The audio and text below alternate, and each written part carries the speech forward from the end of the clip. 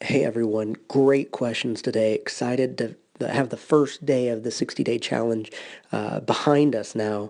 And rolling into the second day, one of the questions that we had a lot on was how do you determine your max clean grip and snatch grip deadlift? Now remember, if you watch the snatch grip deadlift video, it's not just a deadlift with your hands moved out. You're mimicking the first two positions of the lift, and that is vital. Technique over weight during these drills. If you could deadlift, snatch grip 400 pounds, but you fall out of position, whoop, big whoop, because that's not going to translate to the lift. However, you can hold the positions of the lift with 400 pounds in the snatch grip. That's awesome. Not saying, hey, let's make that a goal right now and let's do that, but let's keep rolling. Just wanted to make that point of weight over technique. So when we're doing this, if you don't have numbers for the snatch grip and clean grip deadlift, plug in your PRs for the lift. So if for the snatch, plug in your snatch PR. For the clean, plug in your clean PR. Okay, why we're doing that is because, again, technique over weight. We don't want a weight that's pushing us outside the technique. And what we're going to do here is if we watch Aaron, again, he's in a good start position, right? We have a nice flat back.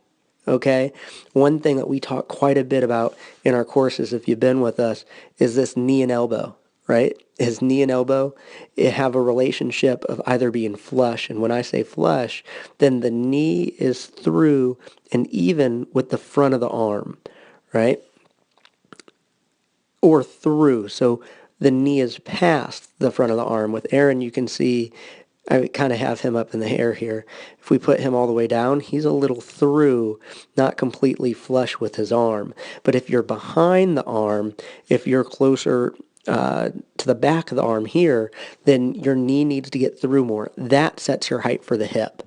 Okay? So again, when Aaron pushes through, he's pushing his legs through the floor, pushing the floor away from him, right? His legs are bringing him up. See, as his hip and shoulder have risen together, right here at this point, he's in our above the knee position, close to a vertical front shin there.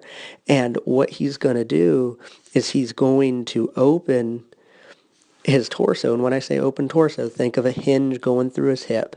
And literally he's going from an angle here to a more upright angle, right? And that brings the bar to the power position.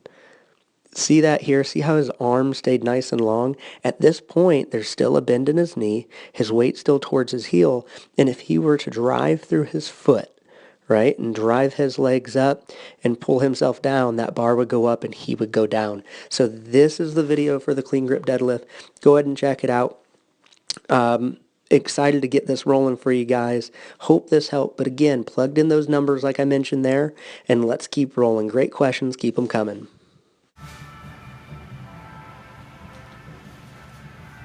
Good.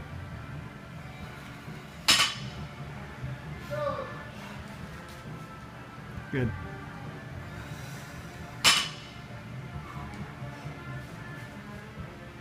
Good.